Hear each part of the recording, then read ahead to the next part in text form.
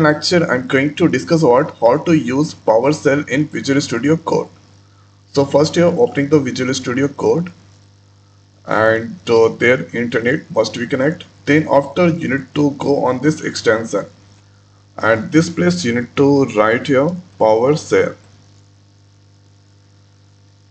You need to write, then you can get this PowerShell. So this here that's come from the Microsoft.coms and this number of downloaded and this is the reviews.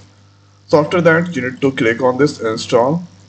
Currently it's installing and now it's done here. When that successfully installed, so there that icon created. So this is extension. Here you can see PowerShell icon.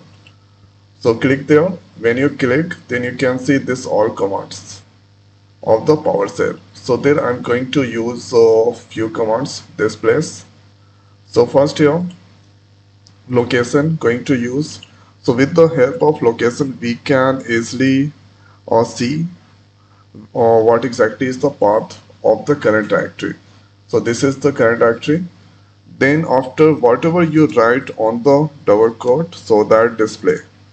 So hello when I've written, so it's displaying that place. Now thereafter I'm going to change the directories. So copying the path and this is here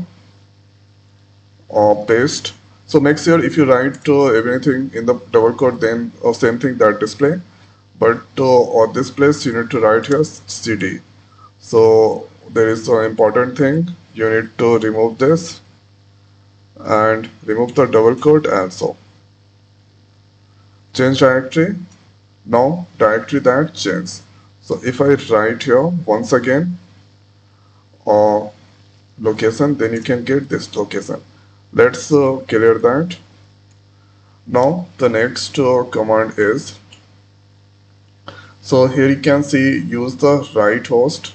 If you want to print the hello world, you can use the write host command.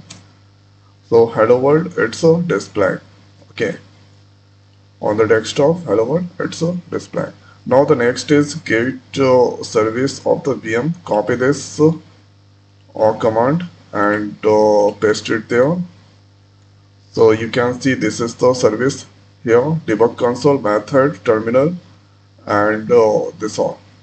Now the next is thereafter find command is used to find and clear that I already discussed. After that the next is, here you can see there is lots of command are there or to use inside the PowerShell, so you can try. Okay, so I hope guys this video is helpful for you. So now this video is over. So thanks for watching. See you next video. Thank you.